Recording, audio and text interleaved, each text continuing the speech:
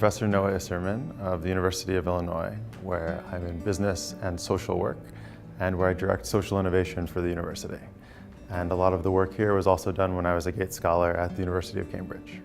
When we ask entrepreneurs about the results of non-financial services and supports, they generally are quite optimistic about it and also realistic about the costs it imposes on them.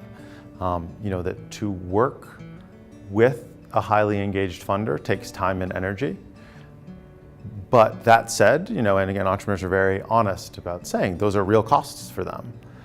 But overall, and in a large majority of cases, more than 80% across the several VPOs I've looked at, that those costs are found to be worth it.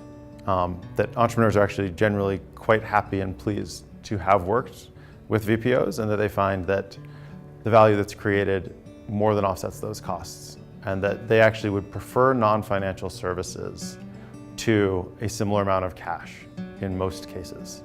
I think that really speaks to the deeper relationships that get formed between highly engaged funders and social entrepreneurs, and that allows really good selection of services, which I think is a really key piece of the model. One of the biggest challenges in offering non-financial services is making sure what you're offering is actually needed, and which is true in any business, but unlike most businesses here, clients are unlikely to tell you if they don't want what you are giving, because you tend to also give them money. So I think that it requires genuine humility on the parts of funders. Not necessarily a thing that funders are often famed for, but I think asking questions and listening closely and being willing to take action on those. I think the successful VPOs that I've spoken with are often those that are most willing to change their models early on as they get new information. That good venture philanthropy is really driven by what entrepreneurs and CEOs need, not what venture philanthropists think the world needs. Venture philanthropy can and does work in many cases, but I think that people remain correct to keep asking and keep seeing which pieces of this premium product actually are the ones that matter.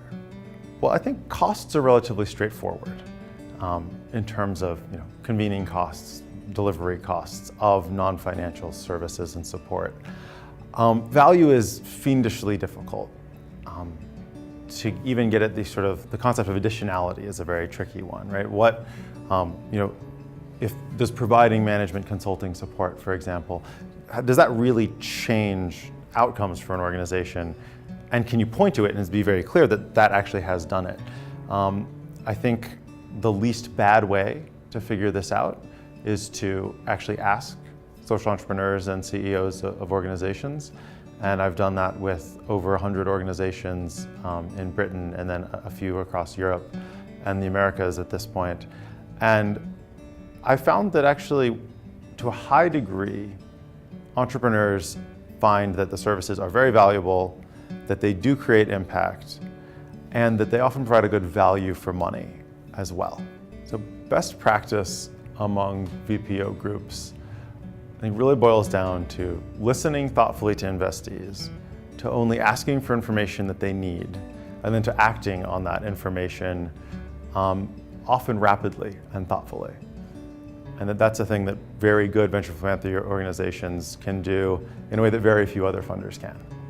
Research of the kind that's just starting on non-financial services is critical, I think, to where this field goes in the future. I think if we look back at venture capital, the industry that this is roughly based on, that we're kind of in the early 1970s equivalent, and rapidly amassing a set of data that proves what works and what doesn't work is maybe the most important single thing to winning additional support for groups that work and for sort of honing models that fulfill important roles in society. And I think that the report that's coming out right now is actually one of the key pieces there.